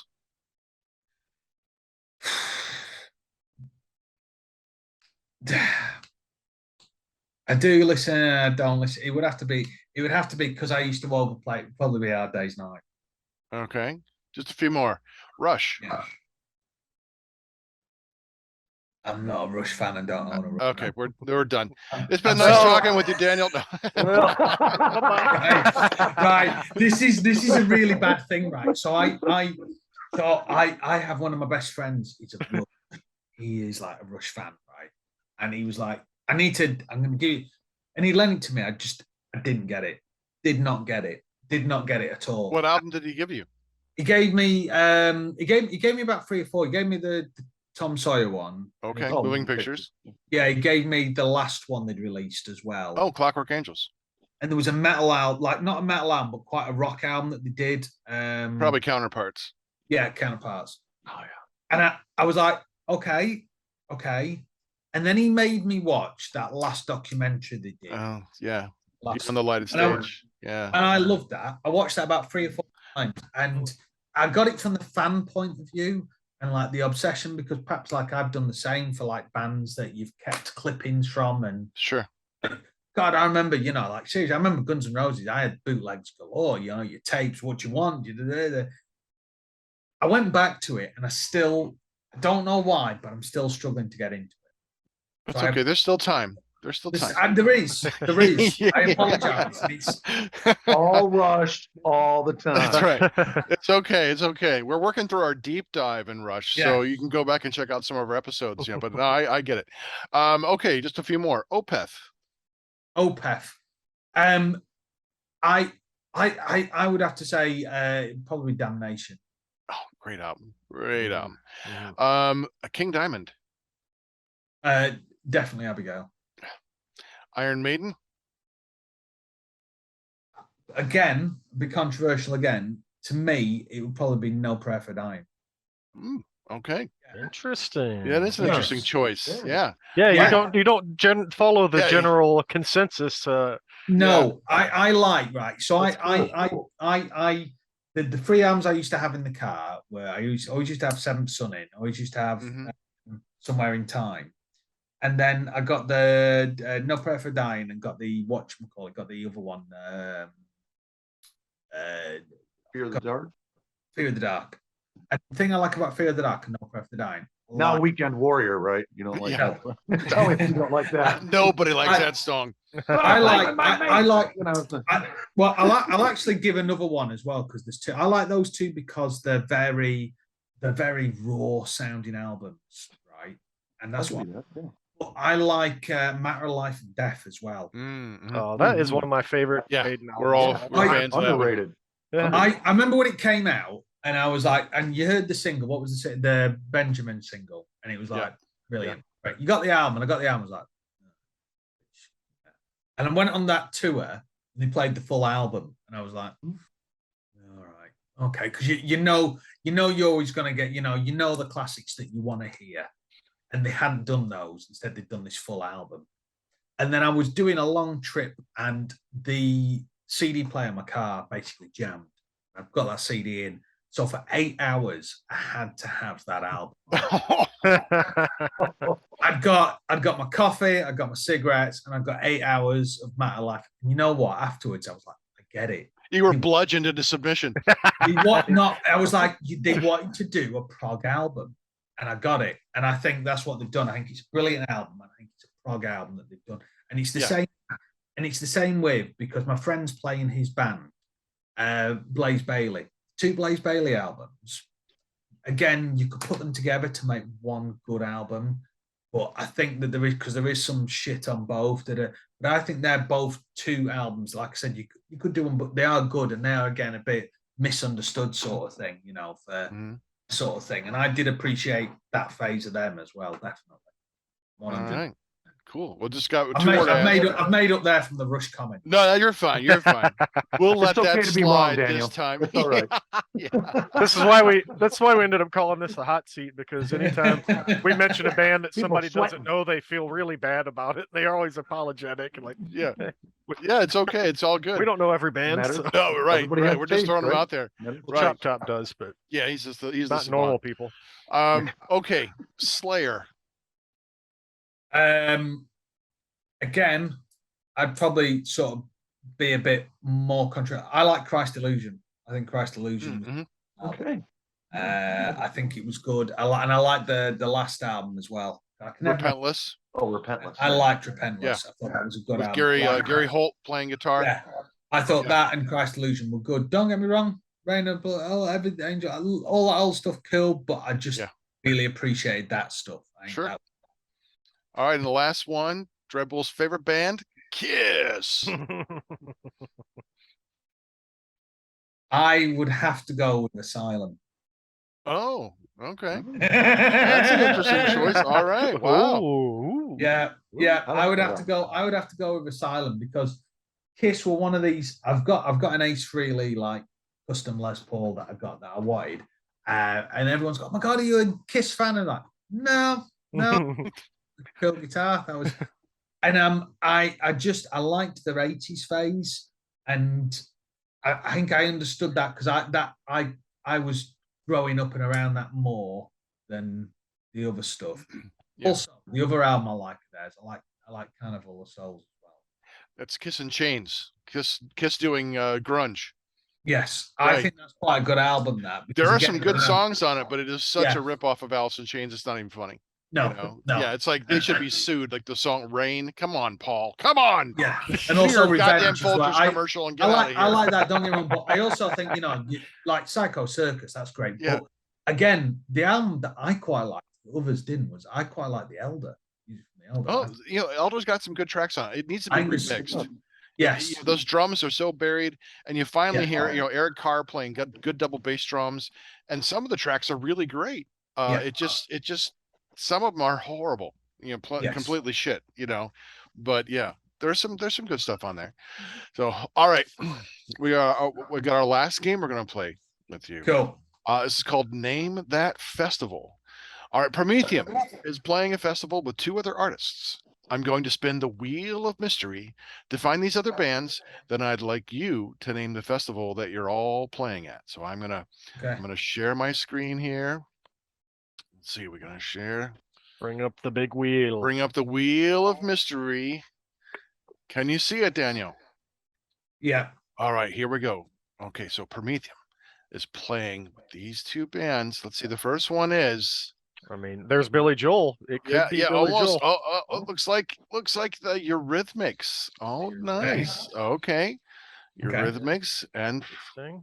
okay, and let's see I who's. kind of like this festival so Yeah, far. I'm digging it so far. And it looks like And Aerosmith. All right, so Aerosmith, Eurythmics, and Promethium are all playing at a festival together. So I want you, Daniel, to name that festival. Woodstock 99. Okay, there we go. All right. Did you watch that documentary? Oh Yes. my God. Oh, So so 100 million %, you could just burn that like memory out of your mind. Right. Oh, Oh, wow. Oh man. All right. Well, Daniel, we are all fans of other artists. All right. So I want to ask you, what is your favorite piece of memorabilia?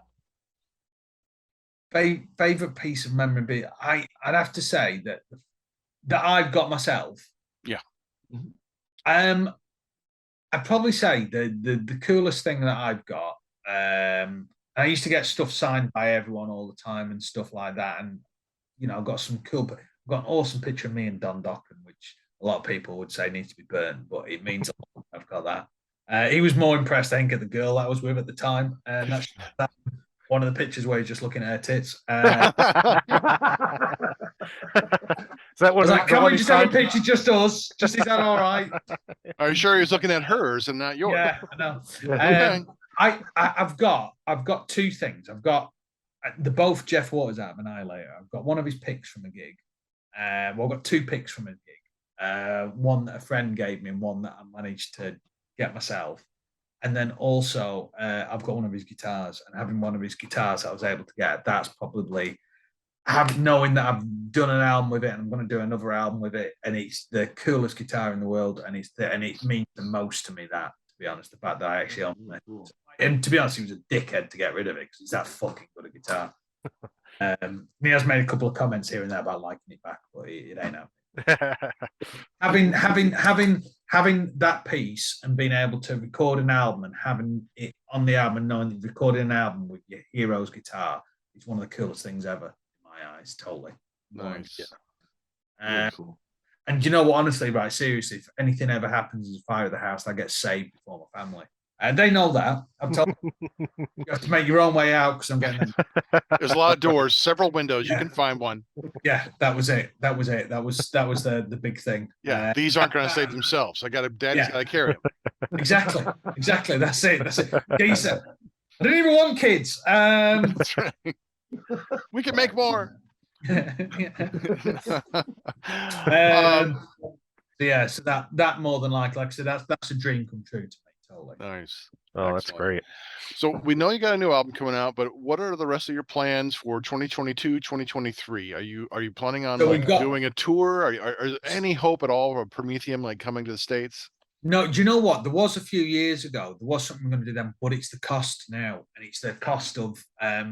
We'll have to see what happens in the next year or so. But the cost at the moment, because we've had to put Europe off like a couple of years because of COVID, because of the thing over here, the Brexit. That's beyond fucked us up to a point of going over to like Belgium and Germany. You make a lot of money over there, and now that isn't the case. It's costing you that much to go over for taxes, for VAT, and for travel, and also it's if you're actually now charged on the equipment that you take over as well. So it's the biggest sort of con in the world. So until something happens with that and that calms down, I don't know what's going to be the scale with that. So main thing at the moment, we've just got a few gigs left this year, and then we're just going to finish the album off with guitars week on Monday. And get all that, and then that'll be done for the end of the year. We've got a couple of videos we're going to shoot end of the year.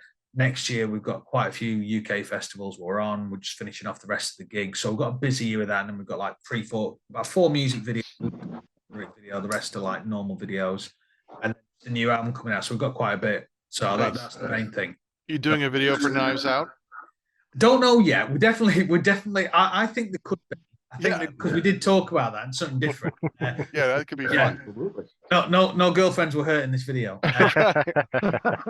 So we'll have to see. The problem is every time we do a video, like on the last couple of albums, they've always been banned on the music channels. The first one we did one for a song that we redone called Visions, that we did two versions when it came out, and it was on Scuzz music channel. The first one got banned because of the blood, and because showing a woman in distress. And the second one, which was the safe one that we recorded, again got banned because the blood had been removed, but it still showed a woman in distress. And I was like, okay, all right.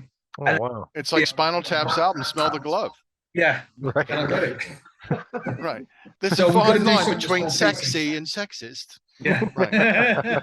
So we've got to Right. do that. So I have faith that we'll have a PC video this time. All right. That's Lessons great. learned. Yeah, that's fantastic. Daniel, we want to thank you for spending time No, with dude, us. We I've have had a had great a evening. Thanks so blast much. with you. Thank you so much. No, it's been fun as hell. It's been really cool. And you know what? Honestly, I feel that I need to go and listen to Rush now and apologize. Hey, and whatever it takes, I'm gonna whatever do we my best. do to get you in the right Montag, you were right. You're gonna. Yeah, I'm gonna suggest maybe listen to Hemispheres or probably Permanent Waves. We'll start with I'm Permanent gonna try Waves. it. All right, I'm gonna try it. And then I'll Permanent message Waves. Let's go with Permanent Okay. Waves. That's a really accessible album. It is. Okay, Great I will album. do yeah, that. yeah, that's the album I'll do came that. right before We're just Moving gonna Pictures. bottle feed you into the Rush band. That's right. We're gonna save Precious Steel for a little later. It's down a the- safe down the rabbit place, hole. Daniel. Yeah, It's a that's safe right, place. that's It's right. okay. That's We're right. all friends. We're yeah. all friends, exactly. But if you don't mind, we would love to ask if you could do a bumper for us. This is Daniel Lovett-horn of Promethium, and you're watching and listening to Heavy Metal Horror. Could you do something like that for us? Of course I can. Excellent. We'll leave it to you. Okay. Well, it's been on, guys, and Dan Lovett-horn from Promethium. You're listening and watching Heavy fucking Metal fucking Horror. That's not the PC version. That's great. That's Nice. great. Perfect. No, that's Thank you. perfect. That's perfect. No, that's perfect. Well, we're gonna do our commercial, and we're gonna get out of here, and we're gonna invite you to bring up the horns with us when we do our outro. So. Hell yeah. All right. Hey, you can find Heavy Metal Horror on unsaneradio.com. Listen to full episodes or download to your device. You can find us on Facebook, Heavy Metal Horror Podcast. On Instagram, look for Montag Lewis, one word. Our YouTube page, Heavy Metal Horror Podcast. Don't forget to hit the like and the subscribe button. And we're now on Roku, Hotel Metal Jam. If you know someone who'd like our show, tell them about us. This has been Montag, Master of Illusion. And Chop Top. Dreadbull. And Dan, and you've been watching and listening to. All right, Daniel, bring up the horns. I'm ready. Heavy metal horror. This is Doug Helvering, and you have been listening to Heavy Metal Horror, the best podcast that you've never heard before.